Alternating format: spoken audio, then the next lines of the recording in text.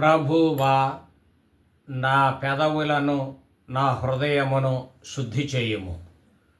నేను నీ పవిత్ర సందేశమును ప్రజలకు వినిపింతును.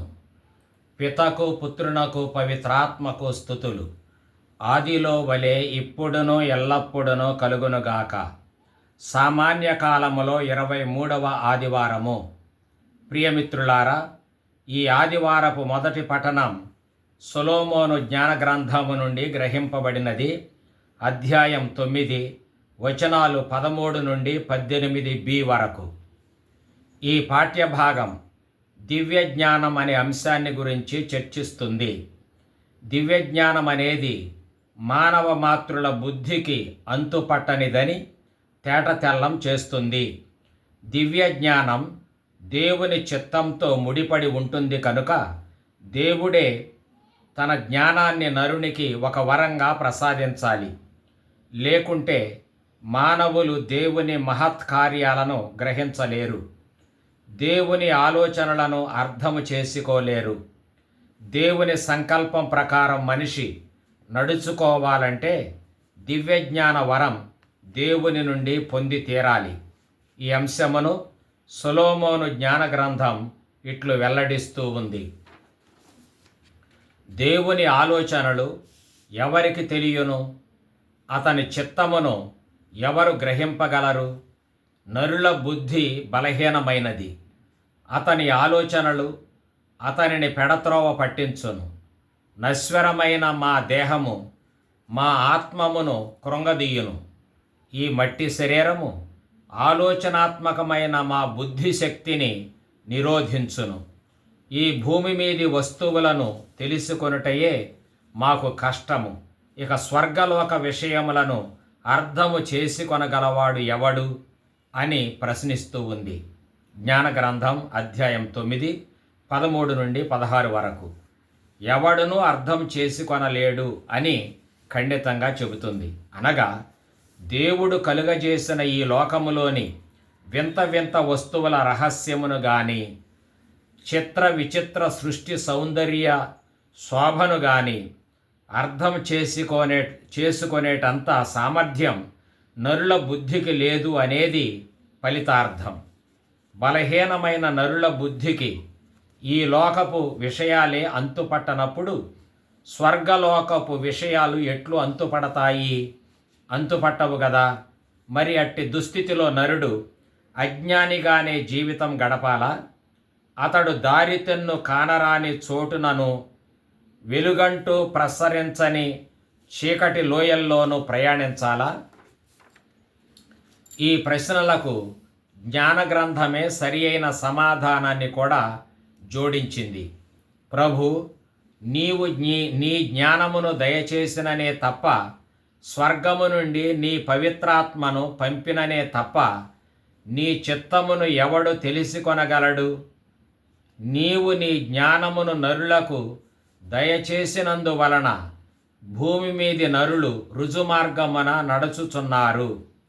నీకు ప్రీతికరమైన కార్యమేదియో తెలిసికొనుచున్నారు అని విశదీకరించినది. జ్ఞాన గ్రంథం 9 17 నుండి 18 వరకు. ఇక్కడ మనం ఒక విషయాన్ని గమనించాలి. క్రీస్తు పూర్వం 1వ శతాబ్దిలో వ్రాసిన ఈ విజ్ఞాన వచనాలు ప్రప్రథమంగా యూదులకు ఉద్దేశింపబడ్డాయి. అప్పట్లో యూదులు ఈజిప్టు దేశములో బానిసలుగా జీవిస్తూ ఉన్నారు. అల్పసంఖ్యాకులుగా ఉన్న వీరిని నాటి గ్రీకు సంస్కృతి, ఆనాటి గ్రీకు తాత్విక పద్ధతులు బాగా ప్రభావితం చేస్తూ ఉన్నాయి. అప్పుడు యూదులు అనుసరించే బైబిలు విజ్ఞానం మరుగున పడే ప్రమాదం వాటిల్లింది. ఈ కారణం చేతనే సొలొమోను జ్ఞాన గ్రంథం దివ్య జ్ఞాన గ్రంథమైన బైబిలు వచనాలను దేవుని యొక్క పలుకులుగా వివరించింది. అదే సమయంలో మానవ మాతృల తాత్విక విధానాలు సంపూర్ణ విజ్ఞానదాయకములు కావని, మానవుల ఆలోచనలు దేవుని విజ్ఞానపు చర్యలను గ్రహించలేవని విపులీకరింపబడింది. ఇప్పుడు ఈనాటికి కూడా ఇదే వివరణం చక్కగా అన్వయిస్తుంది. దివ్యజ్ఞానరహితమైన మానవ ఆలోచనలన్నీ పరిమిత జ్ఞానముతో ఉంటాయి. కానీ దివ్యజ్ఞాన సహితమైన దేవుని వాక్కులు అంతులేని జ్ఞానాన్ని వెల్లడిస్తూ ఉంటాయి.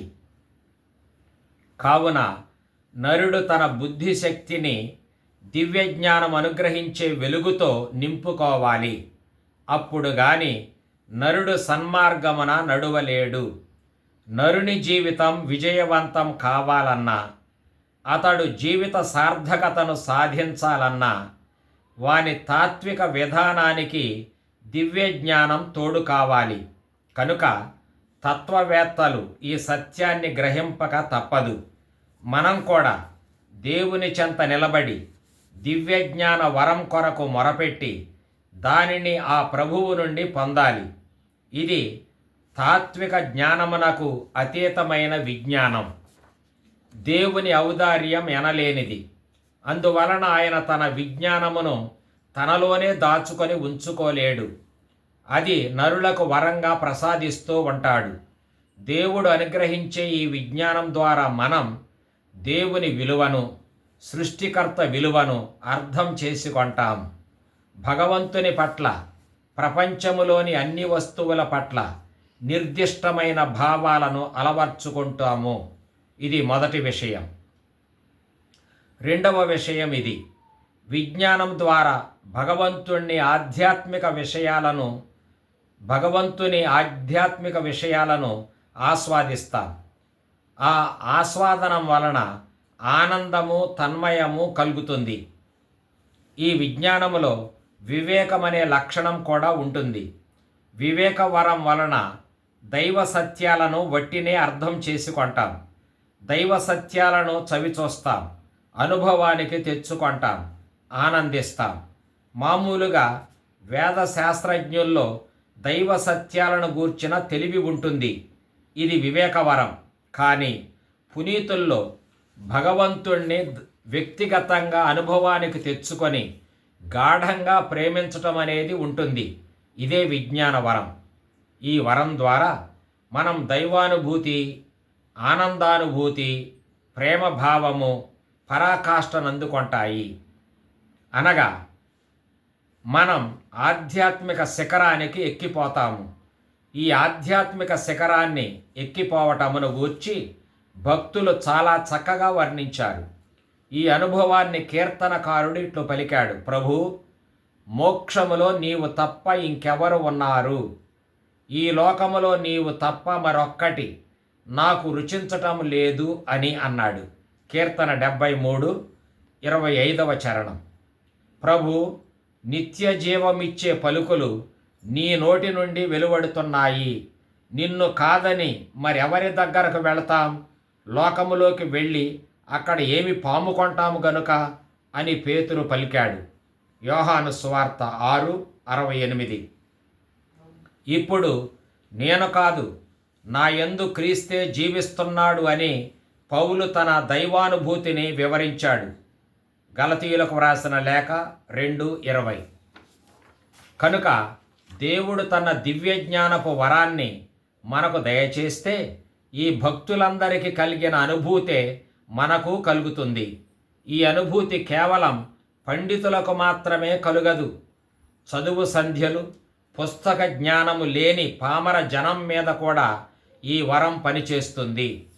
ఈ వరం మన మీద సోకనంత కాలం భగవంతుడు మనకు వట్టి భావంగానే ఉండిపోతాడు. మన బోధలన్నీ వట్టి సిద్ధాంతాలుగానే ఉండిపోతాయి.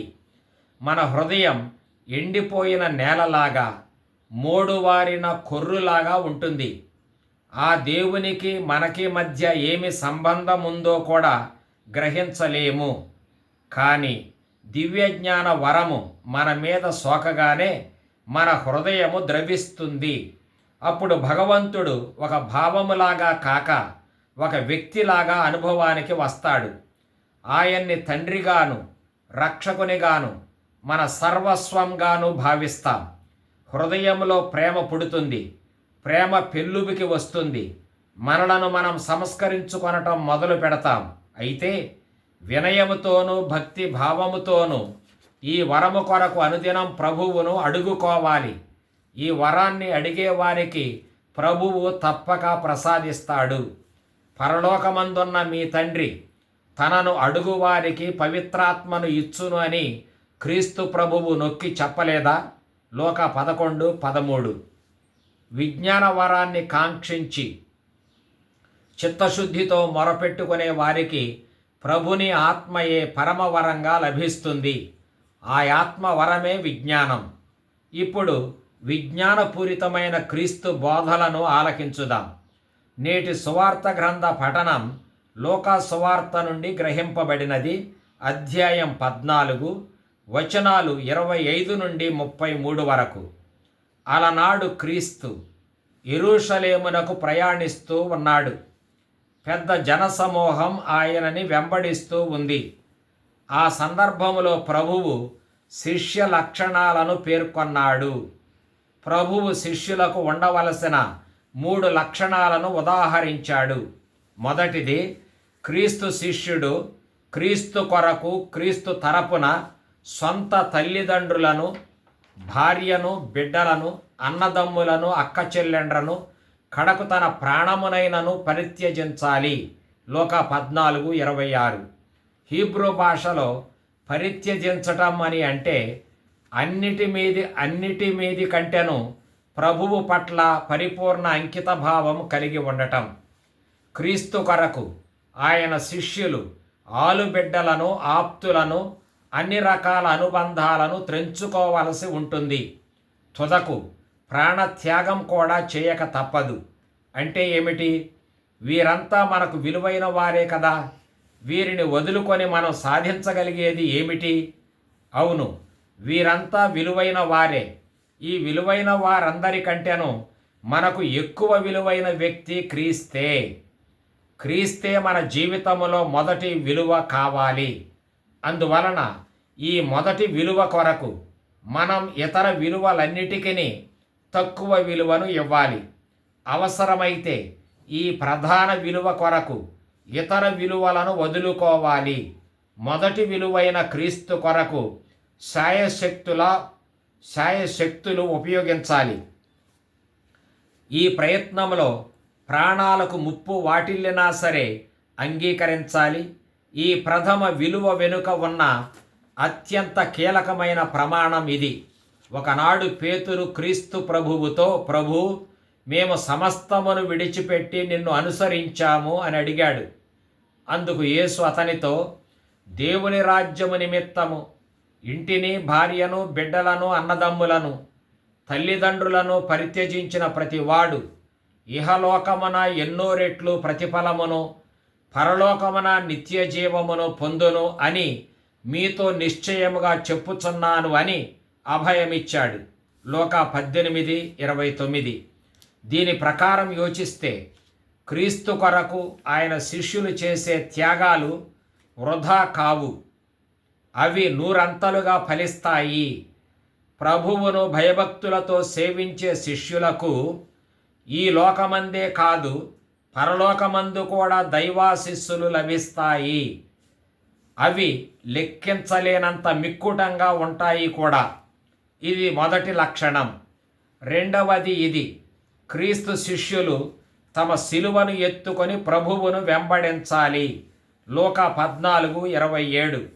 శిలువ అనే పదానికి కష్టాలు, మరణం అనే అర్థాలు చెబుతుంటారు. వాటికది చిహ్నం. కనుక శిలువను మోసుకొని ప్రభువును వెంబడించటం అని అంటే క్రీస్తు నడచిన బాటలోనే, అనగా మానవుల రక్షణం కొరకు ఆయన కష్టాల కడలిలో మునిగి తేలినట్లే, ఆయన మృత్యువును చవిచూచినట్లే ఆయన శిష్యులు కూడా శ్రమల మార్గాన్ని అనుసరించి మానవ రక్షణం కొరకు మరణంలో ప్రవేశించాలి. ప్రభువుతో సహకరించాలి, త్యాగం చేయాలి.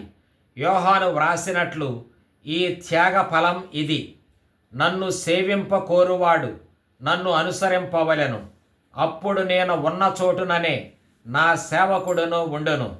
ఎవడైనను నన్ను ప్రేమించిన ఎడల వానిని నా తండ్రి గౌరవించును అని ప్రభువే తెలియజేశాడు.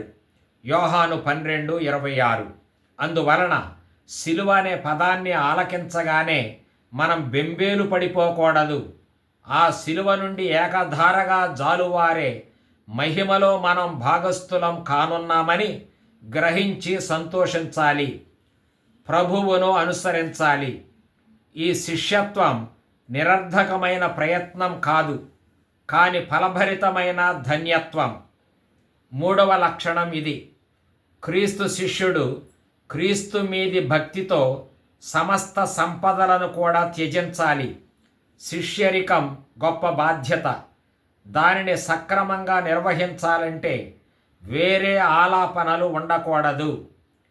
చికాకుతో కూడిన ఇతర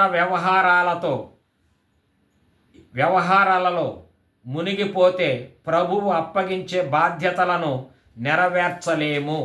అందువలననే ప్రభువు వేరొక సందర్భములో తన శిష్యులతో ఇట్లు అన్నాడు: ఓ చిన్న మంద, మీ కొరకు చినిగిపోని సంచులను సమకూర్చుకొనుడు, మీ సంపదను పరలోకమున పదిలపరచుకొనుడు, మీ ఆస్తిని చిమ్మట పురుగులు తినివేయవు అని అభయమిచ్చాడు. లోక 12:33. అనగా ఈ లోక వ్యవహారాలలో చిక్కుకొని దేవుడు ఉన్నాడనే తలంపే లేకుండా జీవించటం వలన మన జీవితాలు పురుగులు పట్టి నాశనమవుతాయి.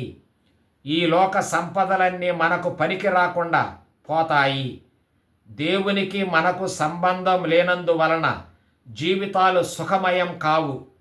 మనకు పరమానందాన్ని దయచేసే క్రీస్తునే మనం మన ప్రధాన ఆస్తిగా అంగీకరించి ఆస్వాదించటమే ఉత్తమం. ఇంకా ప్రభువు శిష్యత్వాన్ని గూర్చి 2 ఉపమానాలు వాడాడు. ఒకటేమో గోపురం కట్టబోయేవాడు ముందుగానే ఖర్చులను అంచనా వేసుకోవాలి అనేది. రెండవదేమో శత్రురాజు మీద యుద్ధానికి పోయే రాజు ముందుగానే తన బలాన్ని గూర్చి ఆలోచించాలి. ఓడిపోతామని అనుకుంటే యుద్ధాన్ని విరమించుకొని శత్రురాజుతో రాజీ పడాలి అనేది. ఇవి ఆలోచించుకొని నిర్మాణాన్ని కానీ యుద్ధాన్ని కానీ కొనసాగించటమో లేక విరమించుకొనటమో చేయాలి. ఈ భావాన్ని అర్థం చేసుకొనటం సులువే. అయినా ఇక్కడ ఈ పనులు సులభతరమైనవా కష్టతరమైనవా అనేది కాదు ప్రధానం, కానీ సాధించి తీరాలి అనే పట్టుదల ముఖ్యం. క్రీస్తు శిష్యులు క్రీస్తును అనుసరించాలంటే వారిలో పట్టుదల ఉండాలి. వారు పట్టుదలతో ఆయనను ఆఖరి క్షణము వరకు అనుసరిస్తూనే ఉండాలి. అంతేకాని మధ్యలో నిర్ణయం మార్చుకొని ప్రభువు శిష్యులు కాకుండా ఉండటం సరి అయిన విధానం కాదు. ఎందుకంటే క్రీస్తు వలె క్రీస్తు శిష్యులు దుష్ట శక్తులకు ఎదురు నిలచి పోరాడాలి. క్రీస్తు తన శిష్యులతోనే ఉంటాడు కనుక వారు స్వశక్తితో కాక క్రీస్తు ప్రభుని వరప్రసాద బలముతో చెడుగుతో పోరాటం జరపాలి. ఈ ప్రయత్నములో ప్రాణహాని ఉన్నా సరే ప్రభువును విడనాడకూడదు. క్రీస్తు ప్రభువు ఒక్కడే మన జీవిత లక్ష్యం కనుక మన లక్ష్యాన్ని మనం సాధించి తీరాలి. ఎన్ని అరమరికలు ఆటంకాలు ఎదురైనా సరే మనకు లక్ష్య సిద్ధిని దయచేసే ప్రభువుపై ఆధారపడి ముందుకు సాగాలి. ఈ విధంగా క్రీస్తు శిష్యులంగా ఉండాలంటే సన్యాస దీక్ష మనకు ఉండాలి. ఈ దీక్షలో మన రక్ష క్రీస్తు ప్రభువే. క్రీస్తు శిష్యులుగా మెలిగే సామర్థ్యం ఉంటేనే శిష్యత్వాన్ని చేపట్టాలి, లేకపోతే మానుకోవాలి అనేది సరి అయిన నిర్ణయం కాదు. ఎందుకంటే మనం ఎప్పుడు కూడా మన శక్తితో కాక దైవ శక్తితో శిష్యులంగా జీవిస్తాం. అందువలన ప్రభువు వదులుకోమని ఆదేశించేవన్నీ మనం ప్రభువు వదులుకోమని ఆదేశించేవన్నీ మనం పరిత్యజించలేం అనుకొని నిరుత్సాహపడకూడదు. ప్రభువు మనలను నిరుత్సాహపరచటానికి ఈ మాటలను చెప్పలేదు. ఆయన శిష్యులమైన మనం గొప్ప సవాలును ఎదుర్కొనవలసి ఉంటుంది. దాని కొరకు సిద్ధపడి ఉండండి అని ప్రోత్సహిస్తున్నాడు ప్రభువు.